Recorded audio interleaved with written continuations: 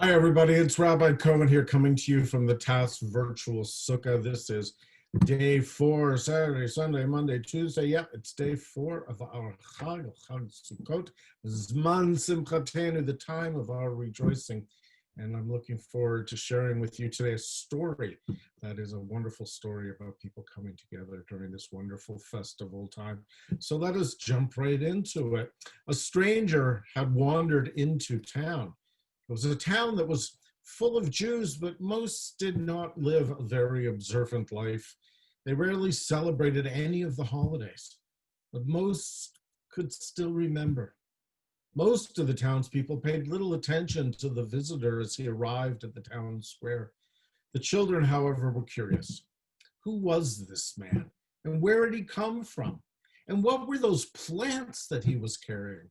A bunch of leaves and a bright yellow fruit. David was the first one to find the courage to ask. "Hey, mister," he said, "what you got there?" And the stranger smiled. "This is my lulav and etrog.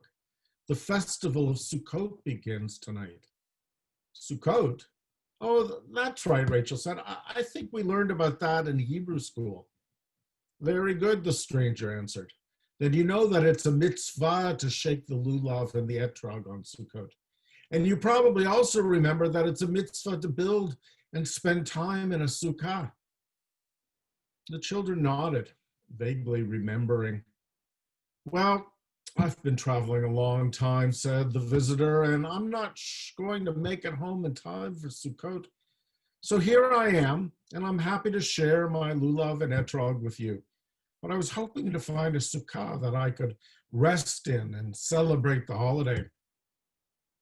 "No sukkah here," grumbled Mrs. Schwartz, who'd been watching suspiciously from her front porch. "Better keep moving." "Oh, it's okay," said the stranger. "On a night like tonight, it will be a pleasure to sleep under the stars the way our ancestors did. A sukkah would just have been nice because it's so fun to decorate it and make our celebration of the holiday so beautiful." David's ears perked up. "Do you want decorations? I've got a paper chain that I made in my Hebrew school class." And he ran home to retrieve it. Rachel added, "We've got some flowers in our garden that would be great for decorations." So she went to pick some. And Isaac said, "In my Hebrew school class, we do pictures of our favorite fruits. Wait here, I'll get them and show you." And when the children returned with their treasures, the stranger said, "These are all very beautiful, children, but how will we hang them up?" Michael pointed to the edge of town square where a house was being torn down. "Maybe we can use some of those boards if no one else is." "Be my guest," said Mr. Klein, who was working on the project. "Oh, that would be great," the stranger said.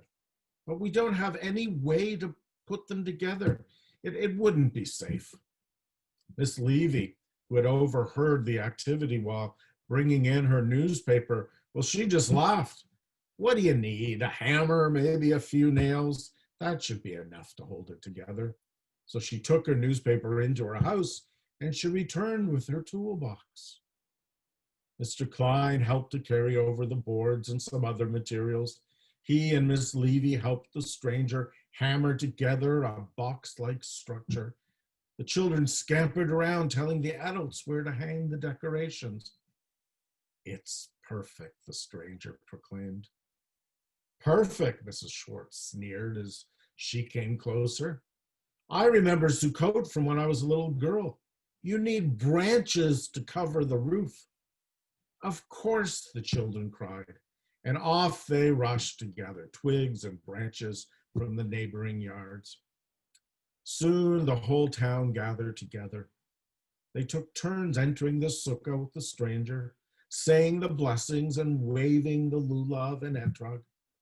Eventually, some people brought snacks from their houses, challah and juice and cookies and cakes, fruits and vegetables and cheese and crackers, and everybody was able to eat a little something in the sukkah. Now, if you're the sort who listens to a story and likes to understand all the details, then you might be wondering who the stranger was. Well, some say he was the prophet Elijah, who travels through the world of Jewish stories, encouraging people to do mitzvot.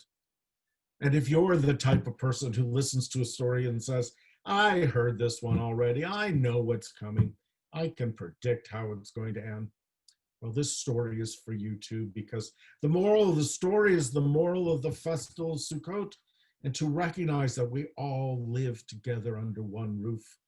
And for those who've heard a story a million times, and for those who are hearing it for the first time, it's important that we recognize that each one of us is responsible for caring about the welfare of our fellow citizens on earth.